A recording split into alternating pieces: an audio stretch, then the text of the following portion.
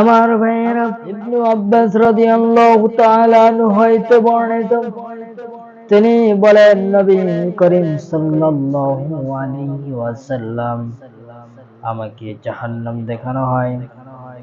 রাসূল সাল্লাল্লাহু আলাইহি ওয়াসাল্লাম বলতেছেন, আমাকে জাহান্নাম দেখানো হয়। আমি দেখি তার অধিবাসীদের বেশিরভাগ জাহান্নামী নারী জাতি, কারণ তাহারা কুফরি করে। তখন রাসূল সাল্লাল্লাহু আলাইহি ওয়াসাল্লামকে জিজ্ঞেস করলেন, ইয়া রাসূলুল্লাহ সাল্লাল্লাহু আলাইহি ওয়াসাল্লাম, আল্লাহর তাআলার সাথে কি কুফরি করে? তখন রাসূল সাল্লাল্লাহু আলাইহি ওয়াসাল্লাম বললেন যে তারা আল্লাহর সঙ্গে নয়, তারা যেন কুফরি করে তাদের স্বামীর সঙ্গে। স্বামীর অবাধ্য স্ত্রী, অকৃতজ্ঞ স্ত্রী আজ মনে হয় আমাদের বাংলাদেশে মনে হয় নাই, অবশ্যই আছে প্রিয় ভাইয়েরা, অবশ্যই দেখবেন আজ একটু কিছু হয়ে গেলে, একটু সংসারে ঝামেলা হয়ে গেলে পট করে বলে ফেলে যে আজ এই দুই সন্তান আছে, এই দুই সন্তানের জন্য আজ তোর ভাত খাচ্ছি, এছাড়া ভাত খেতাম না, চলে যেতাম। আছে না নাই? আজ অধিকাংশ নারী জাতিরা এই কথা বলে ফেলে মুখ দিয়ে যে আজ এই দুই সন্তান আছে বলে তোর সংসার করতেছি, এছাড়া তোর সংসারের কুষ্টিক মারি, আমি তোর সংসারের থাবাই মারি আমি চলে যেতাম। এই কথা মনে হয় আমার বাংলাদেশের নারীরা বলে না, মনে হয় অধিকাংশ নারীরা বলে।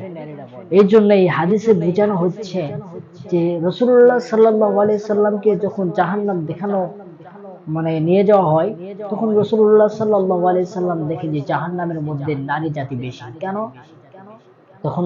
যখন রাসূলুল্লাহ সাল্লাল্লাহু আলাইহি সাল্লাম বললেন তাহারা কুফরি করে, কার উপরে কুফরি করে? প্রশ্ন আসে না? হ্যাঁ, কার উপরে কুফরি করে? তারা কি আল্লাহর সাথে কুফরি করে? না, তারা করে স্বামীর সঙ্গে। অবাধ্য স্ত্রী, অকৃতজ্ঞ স্ত্রী সমাজে মনে হয় নাই। আজ অধিকাংশ নারী জাতি এই অবস্থা, যে কোনো কথা ফট করে বলা ঠিক নয়, যেই কথা কুফরের দিকে নিয়ে যায়। এই জন্য আমার মা বোনেরা, স্বামীকে ভালোবাসবেন। স্বামী যত কাজ কর্ম করে আসে, মাথার ঘাম পায়ে ফেলে সে বাড়িতে আসে, সেই স্বামীটাকে যদি এরকম বলা হয় যে এই এটা আননি সেটা আননি, সে বেচারা কত সুন্দর কাজকর্ম করে আসছে, আসার পরে রেস্ট নেবে, বাড়িতে আসার পরেও যদি এরকম দেখে যে তুচ্ছ তাচ্ছিল্য ব্যবহার করতেছে, ওই স্বামীর মন মেজাজ থাকে। যদি কোনো স্ত্রী এইরকম যে স্বামীকে নারাজ কইরা, স্বামীকে তাচ্ছিল্য কইরা, তুচ্ছর মতো ব্যবহার কইরা ওই স্ত্রী মারা যায়, আল্লাহ রাব্বুল আলামিন বলেন যে স্ত্রী স্বামীকে সম্মান করলো না, স্বামী তার স্ত্রীর প্রতি নারাজ হয়ে আছেন, ওই স্ত্রী হচ্ছে, ওই অবাধ্য স্ত্রীটাই এরকম জাহান্নামে জ্বলবে। এই জন্য স্বামীকে ভালোবাসবেন। স্বামী যখন ঘরে আসে, স্বামীকে কি না কি দিয়ে, যদি যেটাই পাবেন সেটা দিয়ে হলেও স্বামীকে সাহায্য করবেন। স্বামী যখন আপনার কাছে যখন আসবে বাইরে থেকে, গুরুত্বপূর্ণই কাজ হোক আর অগুরুত্বপূর্ণই কাজ হোক না কেন, ওই কাজগুলো ত্যাগ কইরা স্বামীকে সময় দেওয়ার দরকার আছে না নাই? তো এই হাদিস দ্বারা বোঝানো যাচ্ছে যে আজ অধিকাংশ নারী কিন্তু এইরকম কথা বলে ফেলে যে আজ এই 2-3টা সন্তান আছে দেখা আজ ভাত খাইতেছি, এছাড়া ভাত খেতাম না, তোর ভাত খাওয়ার গোষ্ঠী মারি, এই কথা বলে কি বলে না? এই জন্য যে কোনো কথা, আমার মা বোনেরা, যে কোনো কথা এরকম ফট করে মুখ দিয়ে বের করা ঠিক নয়, কারণ যেগুলো কথা ফট করে যদি মুখ দিয়ে বের হয়ে যায়, তাহলে ওই কথাটা হয়ে যায় কুফরির দিকে। এই জন্য ভাবে চিন্তে কথা বলার দরকার আছে না নাই? এই জন্য আমার মা বোনেরা লক্ষ্য রাখবেন, স্বামীর খেদমত করবেন, স্বামী যেন এরকম বলতে পারে আমার স্ত্রী অনেক ভালো ছিল, দুনিয়া থেকে বিদায় নিয়ে চলে গিয়েছে। আমার স্বামী, আমার স্ত্রী এরকম দুনিয়া থেকে বিদায় নিয়ে চলে গিয়েছে।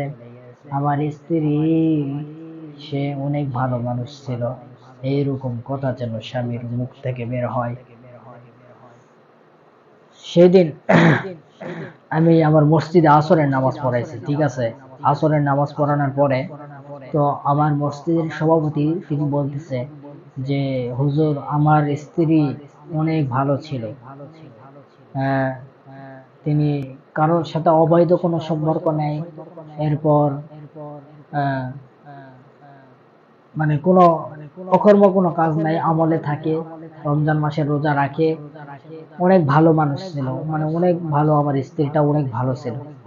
সে দুনিয়া থেকে বিদায় নিয়ে চলে গিয়েছে। এই মসজিদের, আমি যে মসজিদে নামাজ পড়াই ওই মসজিদের পাশেই তার স্ত্রীকে কবর দেওয়া হয়েছে। তো বলে যে আমি প্রত্যেক 5 ওয়াক্ত নামাজ পড়তে আসি, 5 ওয়াক্ত নামাজেই আমি দোয়া করি যাতে করে আমার স্ত্রীটা সুখে থাকে, স্ত্রীর নামে আমি সুপারিশ করতেই থাকি এবং দোয়া কামনা করতে থাকি। তো আমি এখানে বললাম যে আপনার স্ত্রী তো ভাগ্যবতী, কারণ স্বামী সুপারিশ করতেছে। এই জন্য আমার মা বোনেরা এমন কোয়ালিটিতে চলবেন যাতে করে স্বামীর অবাধ্য যেন, অকৃতজ্ঞ যেন না হয়, ঠিক আছে। স্বামীর আনুগত্য করবেন, খেদমত করবেন, যাতে করে স্বামী আপনার জন্য দোয়া কামনা করে, আপনাকে ভালোবাসে আপনাকে।